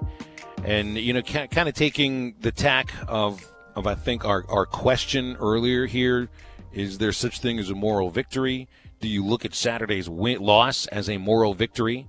Again, from my vantage point, there is no such thing as a moral victory. It's just certain games make you feel a certain way about how you played. And Arkansas, for the most part, I think, walks away from the Texas A&M game feeling two things. One, they played mostly pretty well, came prepared, and played themselves mostly a good game. But two, some opportunities end up going through their fingers, and you do end up looking at a game like that as one that you had a chance but lost. But you also don't feel as bad on that loss to Texas A&M as you did against San Jose State. So Chad Morris, after the loss Saturday, talking about how this did feel like, while last week was a giant step backward, this one was a step forward. Thought that this was a pivotal week for our football team. We all knew that the performance last week was unacceptable, and how we were responding was the only thing that matters, and why we got the results that we did. And so there was a lot of challenging going on this week among each other, challenging each other to really lock in and focus in and just do what we do. I mean, they did. They did on Tuesday. They did on Wednesday. They did Thursday and Friday. And our meetings were incredible. And we've just got to find a way to win. And that's really all this is. We have to find a way to win a game like this. And we will. And that's on us as coaches. We got to continue to keep coaching hard and continue to put these young men in situations to be successful. And that's what we're going to do. And we're going to go back to work. Phil, I thought it was funny watching the game with John. At no point did he get excited because he kept saying to us before, during, and after, the result is inevitable. And I don't think he's not just referring to Chad Morris, but the fact of how the A&M game has been the outcome for so many years. I mean, that's 8 straight losses. You've lost every game since 2012. And it's just, there's so many ways that they found a way to lose that football game. And Saturday was just another case in point example of that. It's one of those games that shows you why the Arkansas football fan base, and really Arkansas Razorback fans overall in any sport, are just fatalistic about what they expect to happen.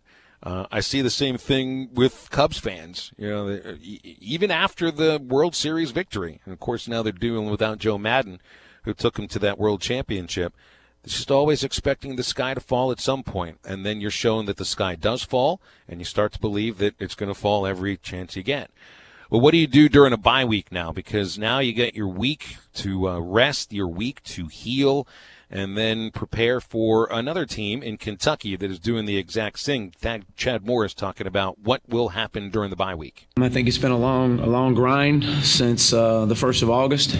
I think these guys need a mental break for just a couple of days and step back physically and let's get healthy as we go into playing 5 more conference games. And so that's what we'll do. We'll step away from it tomorrow. We will be back in there on Monday, go back through the video, and we'll be back out on the field in the Monday night, or Tuesday, Wednesday, and Thursday of this week. And players will have Friday and Saturday to unplug and get back in here Sunday ready to go. You'd love for Kentucky not to have a bye week along with Arkansas because that would help them that much more. But the Wildcats also have a bye week heading up to this matchup with Arkansas next Saturday night. But, yeah, this is a good time, especially after an emotional loss like this. This team needs a break, and I think it's good timing for it, Phil. All right, we're going to come back after the break. We've got our friend Connor O'Gara from Saturday Down South to join us. Connor was at the SEC Network studios over the weekend. And it looked to me, my friend Ty, like he was trolling Feinbaum. We'll talk about that with Connor O'Gara next on ESPN Arkansas and HitThatLine.com. Missed a segment or interview? Check out the Halftime Pod at HitThatLine.com. Did someone say, I'm hungry? Visit 906 Cocktail and Cigar Lounge on the Avenue. Try the new panini sandwiches like the Chicken Pyro or the Cubana or the signature 906 wings. Jumbo wings roasted with honey bacon jam. Want some spice? Try the black and blue wings. Experience their salads, flatbreads, coffees and desserts, top shelf wines and liquors, premium beers, world-class cigars, all in an atmosphere that feels less like a lounge and more like a destination. Sample, indulge, escape. 906 Cocktail and Cigar Lounge. Treat your appetite on the Avenue. Mentor's Lumber True Value has a simple way to help rid your home of pesky insects. Right now, get a 1.1-gallon jug of Ortho Home Defense Insect Killer for just $9.99 after a $3 in-state rebate for True Value Rewards members while supplies last. This easy-to-use spray with ergonomic handle and extended reach wand kills existing bugs and prevents new bugs from entering your home, all in a single application. Find this bargain of the month and other great deals at Metters Lumber True Value. Certain exclusions apply. See store for details. Right now, you can save up to $5,000 off on select in-ground pools at Burton Pools and Spas. Hi, Tommy Kraft here. Now is the perfect time to start planning your own backyard oasis for next summer, so you can relax and enjoy the lazy days poolside next year with family and friends. It's the perfect way to unwind after work or do a staycation. And don't make that long trip this next summer. Vacation in your own backyard. Burton Pools and Spas also has luxury spas, grills, and patio furniture that will complete your outdoor living space. So don't wait. Right now is the time. Save up to $5,000 on select in-ground pools, including saltwater models. It's all at Burton Pools and Spas. This special deal is first come, first served. Stop in their store in Fort Smith and in Springdale for all the details. Fall is the perfect time to start working on your in-ground pool with Burton Pools and Spas in Fort Smith and in Springdale, and online at burtonpools.com. Burton Pools and Spas, your source for backyard fun. Barley is the soul of Budweiser. That's why we've been working with the same family-owned American farms for more than 50 years to harvest it. The secrets to growing this grain perfectly have been passed down through 3 generations. For them, it's a legacy. And it's why only the best barley and locally sourced ingredients are used to make Budweiser. Budweiser is proudly raised across America. This Bud's from our barley farmers. This Bud's for you. Enjoy responsibly. Budweiser Beer, Anheuser-Busch, St. Louis, Missouri.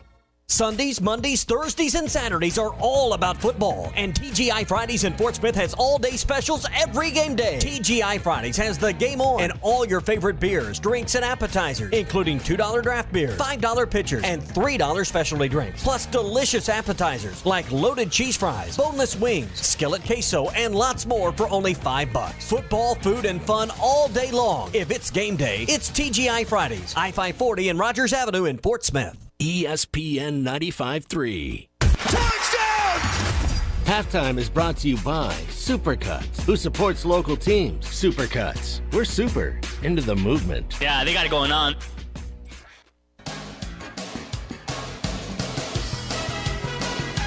You're listening to Halftime with Phil Elson and Ty Richardson. Takes it on the hop at the 9. He's got a seam. Then planted as he got out to the 28-yard line. Dallas Washington picked him up and crushed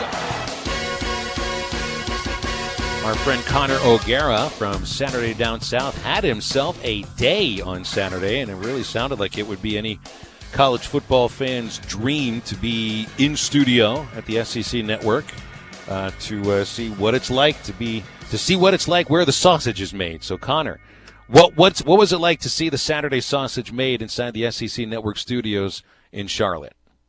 Yeah, it was awesome. I think for those of us who watch it on TV and we see, we'll flip on Saturday night, we see Dari and we see Chris Doering, we see Gene Chizik just kind of doing what they do, and it looks kind of par for the course. And what you don't realize is that, dozens of people work long days on Saturdays, long days and nights to be able to make that product work, and they make it look really easy. I mean, for people that like myself who don't have a TV background, we forget that they have earpieces in with producers and camera people, shouting stuff kind of constantly, and they're able to compose their thoughts in a way that I can't even sometimes always do, and I have the benefit of the written word and time to be able to decide what I want to say, and it was just so impressive watching them go to work. I mean, watching Gene Chizik just totally dissect a game in real time is amazing, and they're just on such a different level. It was really cool just kind of getting the behind-the-scenes look and then just having a relationship with those guys that we've been able to develop in the last year or so here. Just fun to just spend some time with them in a different sort of setting, not a rush media day setting, not a phone call, just to be able to spend some time with them and just see more about what they get to do on a given Saturday. Can I just say my favorite part of your Twitter feed from your visit to Charlotte was your photo in Feinbaum's seat, and you say you're keeping it warm for him? Because I don't think Feinbaum's been the biggest fan of SDS, but I got to give you full credit for going at him like that. No, we love Paul. We had him on the podcast actually 2 weeks ago. He's been he's always been super kind to me, and I've loved getting to know him these last couple of years since I've been doing this. And that was one thing that Marla and I were going to make sure that if we left the SEC Network studios without a picture in Feinbaum's chair, we weren't going to be doing him justice. We warned Feinbaum. We said going in, we're like, hey, we're going to Charlotte. We're going to be sitting in your chair. Just kind of get ready for it. So we left him, some treats under his desk so that he can, remember us by and, know that we were there. Biggest takeaway from the weekend, other than that Gene Chizik is the real thing and these guys spend 12 hours on television, but the biggest takeaway is that Auburn is for real. This team can run. They can run over a halfway decent defense, and they're going to be an awfully difficult team to stop. Yeah, I felt like I was kind of defending Auburn against the people who were saying that this wasn't a top 5 worthy team because we haven't seen the high-powered offenses, the high-powered offense that we've seen among these other top 5 teams. They don't look like Alabama. They don't look like Oklahoma. They don't even look like LSU and what they've become in 2019. And I think that people were expecting this to be an ugly game against Mississippi State. And even if you thought that they were going to win and they had a nice advantage, you're thinking more of like the 28-7 type of game, or something that's a little bit closer. And maybe the defense is setting them up with some good field position. This was an offensive just rout. I mean, watching them just go up 21-0, basically before fans could even get comfortable in their chairs, was a loud message that this Auburn offense sent, and I think that they're figuring some things out. I thought that getting guys like Anthony Schwartz on the edge and Eli Stowe, that's so huge for this team. And Bo Nix looked as comfortable as ever playing at home at night, first home SEC game for Auburn, and they looked the part of a top 5 team. That to me right now is a scary team to have to face for 60 minutes when you talk about dealing with that defensive line with Marlon Davidson, with Derek Brown. I would not want to have to go toe-to-toe with Auburn right now. That's set up for a really, really good matchup with Florida, a matchup that we were talking about in the preseason that now looks even better. Talking with Connor O'Gara Saturday down south here on the Cherokee Casino Hotline. Connor, let's stick with Auburn. Bo Nix against Texas A&M, his first SEC road game. Really didn't have to do a lot. He goes 12 for 20, 100 yards. Now he has to go to the Swamp. Game day is going to be there. It's going to be a raucous atmosphere. That's not to diminish the 12th man and Kyle Field, but I think he's going to have to do a lot more than throw the ball 20 times in order for them to win on Saturday. That's not speaking toward the Florida offense, but more the defense and just the amount of pressure that's going to go on that game. Do you see him stepping up again in an SEC venue as a true freshman and beating Florida this weekend? I think he is going to lead Florida to a victory, and I've said that Auburn's going to. I've predicted Auburn to win every week of the season so far, and I just the more I see from this team, I just like, and I just sort of find myself believing in them, and that's coming from somebody who I didn't think Auburn deserved to start as a top 25 team coming into the year. I said the fact that they were 3-5 in conference play and really struggled even to get there, I thought should have held them out of the top 25 to start the year with a true freshman quarterback, but they have just looked the part, and the difference in this game compared to what they saw against A&M is just that relentless pressure that we expect from Todd Grantham's defense. This is a unit that's played without the likes of Jabari Zuniga and C.J. Henderson, and is first among Power 5 teams in sacks. I mean, that's amazing for a group that's been without its best two defensive players for essentially the last 2.5 games. And I think that getting those guys back, Todd Grantham is going to want to use them and send a whole lot of pressure at a true freshman quarterback. And I wonder if Florida is able to do what it did to Joe Burrow last year, where it just seemed like every time on third down, Joe Burrow just had somebody on his backside, whether that was Jabari Zuniga. I mean, it just didn't seem to matter in that game. And I think that, this Florida defense is going to have a chance to get after him. But can Bo Nix step up in those moments? I think he's going to be able to. I think he's done a really good job avoiding those turnovers. The Auburn offensive line has improved a lot. They've only allowed 5 sacks to Bo Nix all year, so I think that's going to be a huge factor in this game. But if Florida's going to win, it feels like it's going to be the pressure that's doing a lot of the heavy lifting. So, Connor, Bama moved up to number 1 in the AP poll. Clemson dropped based on their performance against North Carolina and really their season. So I'm wondering, based on what you've seen from Auburn, LSU, and Georgia won't meet Alabama. Actually, does Georgia play Alabama this year? Correct me if I'm wrong. Next year. That's what it was. Could see them in the SEC championship. Yeah, that's what I was going to say, because they'll meet each other likely unless something crazy happens in the SEC championship. Of those 3 challengers, who do you think poses the most potential threat to the Crimson Tide? I'd say LSU as of right now, just because we've seen an offense that can really hang around, and this is going to be so much tougher for Bama to defend. Bama, I think, coming into this year, I was expecting that defense to have noticeable, significant improvement. And I think right now they have holes in that defense in the front seven, and part of that is because of the injuries that they've dealt with. They just have a lot of youth and inexperience up front. We saw that, and not being able to stop that Ole Miss rushing offense. And I think right now, LSU, you just got to feel like they can score against anybody. I don't know how you shut down that offense right now with how well Joe Burrow is playing that quarterback position, about as well as you can have anybody play. He's fitting the ball into tight windows. They're scheming guys open. They've got multiple threats at receiver. He's been well protected. I just don't know what you can do to really slow them down. Now, Alabama is obviously going to be a really good test. A lot of stuff can happen in the next 6 weeks or 5 weeks, whatever it is, until that matchup happens. But I'd say right now, if I was betting on any team to go toe-to-toe with Alabama, in the SEC, that is, on a neutral field tomorrow, it'd be LSU. Connor, congratulations on picking Arkansas to cover 23.5 points. You said it was your lock of the week, so you knew going into the fourth quarter you were going to win that one. But my question for you has nothing to do with your victory there. It's the idea that it looked like Arkansas played their best game of the year. We don't know what to expect out of this team right now. I don't know if you look at it as a moral victory for them or just, raha, we played well enough to just lose by 4. But what's your takeaway of what you saw from Arkansas, Texas A&M? Well, here's the good thing. Picture right now, if we're having a conversation about Arkansas, 8 days, 9 days removed from that ugly San Jose State loss, and let's say they just got blown out of the water against A&M. This is a locker room that Chad Morris can lose. And maybe he has lost some of the guys in that locker room. I'm not close enough to that program to know that. But this game was a good test to see, where are we at? Are we going to actually fight and be able to go 60 minutes with a Power 5 team? Because it didn't look like it a week earlier. And if you had seen Arkansas just look like it didn't care, wasn't getting after at the line of scrimmage, it was rough going for Rakeem Boyd all day, then I think you're concerned. But the fact that they played 60 minutes and did so with Ben Hicks at quarterback, with Mick Starkle going down on that interception tackle that he tried to make, I think that's an encouraging sign. Now, obviously, Arkansas has been so tough to predict week to week, and this was the best game that they played, in my opinion. But can they actually handle a little dose of success? I'd count a one-touchdown loss to Texas A&M as a dose of success by Arkansas standards and what we've seen so far in the Chad Morris era. Can they actually build on this? To me, that's the ultimate question for this team moving forward. But I was impressed, and I thought that they were going to show up ready to go. I thought there was no way that a group of 18 to 22-year-old kids were going to want to be as embarrassed as they were, coming off of that San Jose State game. I thought that they were going to get after it in a different way, and sure enough, that's what they were able to do.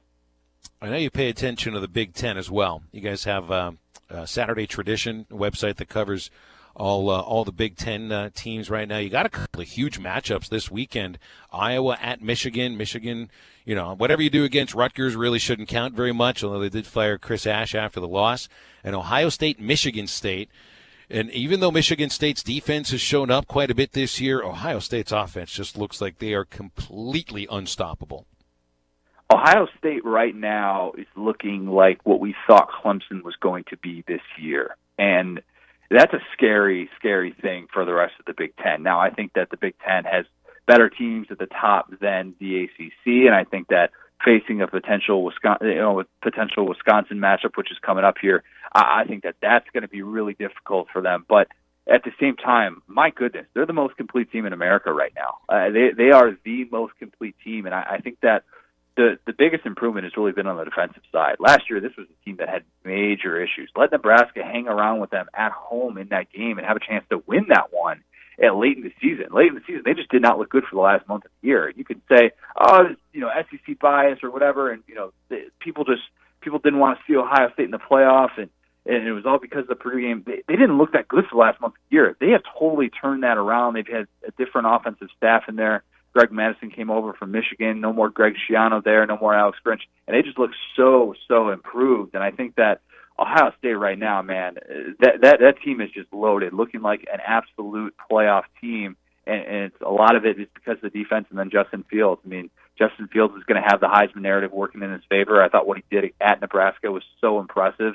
yeah, I think Ohio State right now is going to be able to run away with that one against Michigan State. So, Connor, let's close you down with this. I think a lot of people are wondering, based on what Justin Fields is doing so far at Ohio State, why he didn't overtake Jake Fromm. What do you come out with that? Do you say, oh, because Fromm did enough and was so good in practice and games that there was no reason to play Fields? Or do you think it was something else? No, I think that Jake Fromm was in a position where there was nothing Justin Fields was going to be able to do outside of Jake Fromm giving that opportunity away. Now, there was that moment last year coming off of the LSU game. If you look back to the second quarter against Florida that he played 2 weeks after that LSU game, Jake Fromm was in a hole, and it looks like Todd Grantham's defense was sort of figuring him out. And if Georgia ends up struggling in that game and maybe even losing to Florida, Justin Fields is probably still at Georgia right now. I firmly believe that. But at the same time, you couldn't bench Jake Fromm in that spot. A guy who led Georgia to its first national championship since the Herschel Walker era, and you're going to bench that starting quarterback who did that as a true freshman? Come on. I mean, we knew Justin Fields was going to be good, but you can't take that guy out of your game because you risk your entire program to make a move like that when Jake Fromm did so many things well. And I thought last year the way that he played down the stretch, he actually played really well. And you can look at this, hindsight's 2020. We saw the potential of Justin Fields. He's also thriving in Ryan Day's system, and that wasn't in place at Georgia. And Georgia fans have seen that play out this year. So I think that it's a different situation. It's hard to look at for a Georgia fan, but yeah, I mean, I just want that matchup in the playoffs. Let's just get Ohio State and Georgia. We can kind of all decide it right then and there. Connor, always fun talking. Enjoy watching games at home this Saturday instead of having to dress up. Got the shorts and the flip-flops ready to go. Sounds good. Appreciate it, guys. You got it. Connor O'Gara, editor and columnist at Saturday Down South. Going to come back to put a cherry on the top of halftime next on ESPN Arkansas and hitthatline.com. Missed a segment or interview? Check out the halftime pod at hitthatline.com. Time would stop right in its tracks. Hey, this is Ted with Ed Walker's Drive-In. For more than 70 years, Ed Walker's has been the place to go for the best French dips and hand-patted hamburgers in town. Blue Plate Specials served Monday through Friday, and we're still the home of Fort Smith's only 5-pound hamburger. We're open 10 a.m. to midnight, 7 days a week. Call ahead for pickup, 783-3352. Ed Walker's Drive-In, 1500 Towson Avenue in Fort Smith, where the legend lives on. Hey dads, do you have an athlete in your house that is looking to take their skills to the next level? Excel Speed Training at the Fort Smith Athletic Club has the proven results to maximize your athlete's potential. Designed for both male and female athletes of all ages and various sports to improve mobility, endurance, agility, and vertical jump. Take your game to the next level with Excel Speed Training. Call Mike Johnson at 479-926-0193. That's Mike at 479-926-0193 at the Fort Smith Athletic Club. I'm Lisa Hinton, owner of Champ Hinton Enterprises. For nearly 50 years, the Champ Hinton name has stood for one thing: selling quality cars in a different way, taking the mumbo jumbo out of the process and making customers happy. All these years and tens of thousands of cars later, we're still here, doing business the way Champ Hinton taught us, selling to generations of families who've become part of our family. Champ Hinton Enterprises, the area's premier used car dealer. Take the Arcoma exit off I-540 or go online at champhinton.com. Locally owned Lumber One can handle all of your building needs. They've built their business on having great relationships with everybody from contractors and builders to the everyday build-it-yourself. Lumber One is a full-line door shop to handle all of your door, window, and trim needs. And along with lumber, roofing and drywall products, attic wall and floor insulation is available. Lumber One also does blueprint takeoff with access to design services with estimates available. So go where the pros go. Lumber One, located on Industrial Park Road in Van Buren. Fall has arrived. Back to school, football games, hunting season, and we know that you don't have the time to deal with an auto accident. Let Evans Body Shop help you through the process from beginning to end. Our caring office staff will take care of the insurance details, and our dedicated shop crew will make sure that your vehicle is repaired properly and beautifully, and that you are back on the road in no time. Come meet us today and see why we say we meet the nicest people by accident. Visit with us at 412 Gordon Avenue in Van Buren, just off Fayetteville Road. Evans Body Shop, where we meet the nicest people by accident.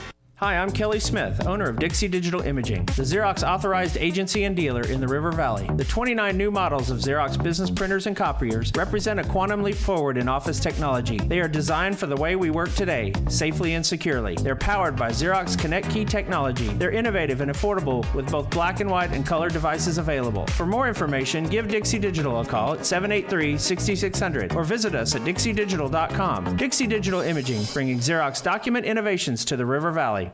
Arrow Bolt and Screw is Fort Smith's distributor of bolts, screws, fasteners, anchors, and much, much more. They have a wide variety of stainless steel inventory and metric fasteners. This family-owned and operated business takes great pride in providing their valued clients with high-quality products at low, affordable prices. Arrow Bolt and Screw can be found at 5424 Wheeler Avenue in Fort Smith. That's Arrow Bolt and Screw. Call 646-0540. That's 646-0540. Arrow Bolt and Screw.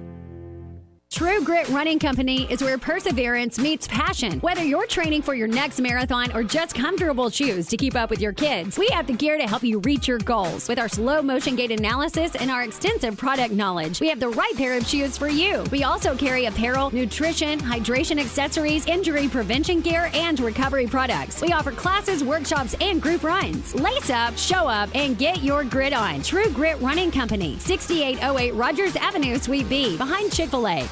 ESPN 95.3. Halftime is brought to you by Coors Light, made to chill.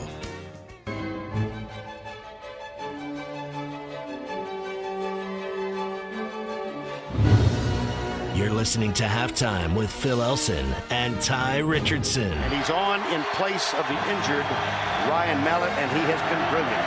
12 of 13. That one's caught. Touchdown. Whoa, what a rope. Oh, my goodness. Joe Adams. There's not a backup in the country that can throw a ball like that. Well, there's some other things to focus on throughout the week with no Arkansas football game on Saturday. Of course, you have the red-white men's basketball game at Barnhill Arena on Saturday. That'll definitely get some conversation going back and forth. The women's basketball team probably going to be ranked at the start of the season, so we are about, 5 weeks away, Ty, from the start of round ball season. That's your sport, so got to start that countdown once we get into October. I do, man, and I keep forgetting about it. I'm pretty good on the football video out there every single day, but basketball-wise, how many days are we out now? November 5th? Can you do that? Well, I lost track of it. I thought it was, 41, I think was the count on Friday when we did our last edition of the show. So is it 38 or 39? 30, high 30s. That's where we're out. So, but I think people are continuously going to be excited about basketball season. Again, Eric Musselman and his staff have done a great job making recruiting waves in the rankings. Now, when it comes to getting these kids signed, that's yet to happen. I'm talking about some of these high-profile freshmen that they're trying to bring in, but we'll see. I'm excited. And October starts tomorrow. That's one of the best sports months of the year. College football season really rounding into shape. The NFL season doing the same. You'll have the NBA and NHL kicking off soon, and the Major League Baseball playoffs. So we'll have a little more focus on the baseball playoffs throughout the month of October. And I think it'll be a great time to be listening to this show here on ESPN Arkansas and hitthatline.com. So stick with us tomorrow. We'll talk with Nikki Chabanel from Rivals. Your phone calls, your texts. Now for Ty, I'm Phil. Get up, get out, and get better.